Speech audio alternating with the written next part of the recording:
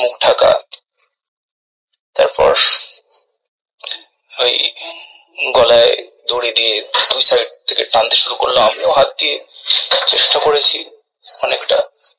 তারপর হাতে ওই যে অস্ত্রটা ছিল এখানে লেগেছে, কাপড়ের উপর দিয়ে গেছে, কিছুটা কেটেছে, গলায় একটু ক্ষত বেশি হয়েছে ওই দড়িটার।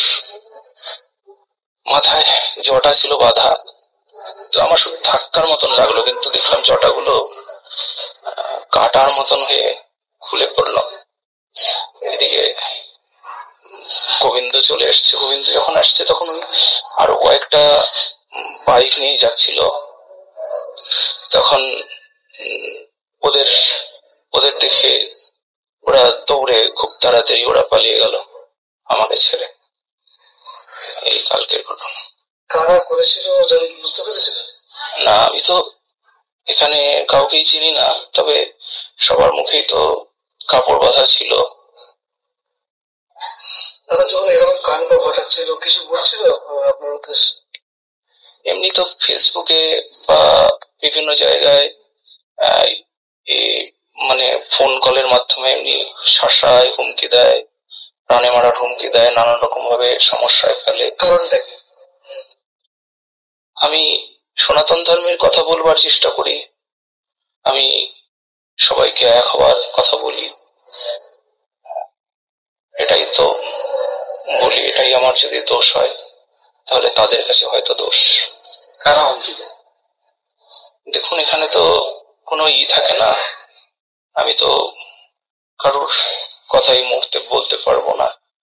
সেখানে যদি ব্যক্তি বলি তাহলেও ঠিক হবে না।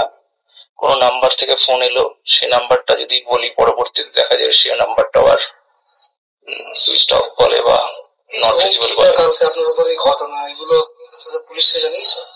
হ্যাঁ, পুলিশকে তো পরপর জানানোই হচ্ছে। যেমন নিউ টাউনের ঘটনার পর, তারপর শিলিগুড়ির ঘটনার পর, তারপর কোচবিহারের ঘটনার পর সব পুলিশকে তো জানানোই হচ্ছে। এছাড়াও কলকাতা হাইকোর্টে একটা অর্ডারও এসেছিল, সেই অর্ডার কপিটা আমার কাছে আছে, আপনাদেরকে দেখাতে পারবো, যে আমার সঙ্গে ওয়েস্ট বেঙ্গলের পুলিশ নেসেসারি তারা সুরক্ষা দেবেন।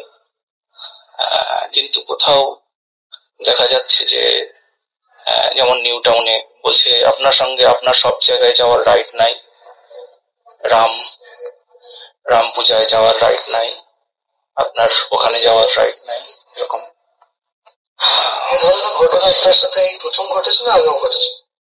এই ঘটনা তো বহুবার ঘটেছে, যেমন শিলিগুড়িতে ঘটেছে, গাড়িতে অ্যাটাক করেছে, গাড়ির কাঁচ ভেঙে দিয়েছে। কোচবিহারে এরকম ঘটনা হয়েছে, কলকাতার নিউ টাউনে এরকম ঘটনা ঘটেছে, মালদাতে। যে পুলিশ আপনাকে নিরাপত্তা দেওয়ার ব্যবস্থা ছিল, সেখানে গতকালকে কি পুলিশ নিরাপত্তা ছিল না আপনার সাথে? দেখুন, ওনারা 2-4 জন করে আসে, এসে পাঠ যখন শেষ হয়ে যায় তখন তার আগেই ওনারা কোথায় চলে যান, কখন আসেন কখন যান আমি কিছুই জানি না। নিশ্চয়ই মনে করছেন পুলিশের? হ্যাঁ। কালকে কোথায় প্রোগ্রামটা ছিল? এটা দাসপুর, ঘাটালের মধ্যে পড়েছে, ধর্মপুর, রঘুনাথপুর। আর ঘটনা কখন হয়েছে? ঘটনাটা 12:15টার দিকে ঘটেছে।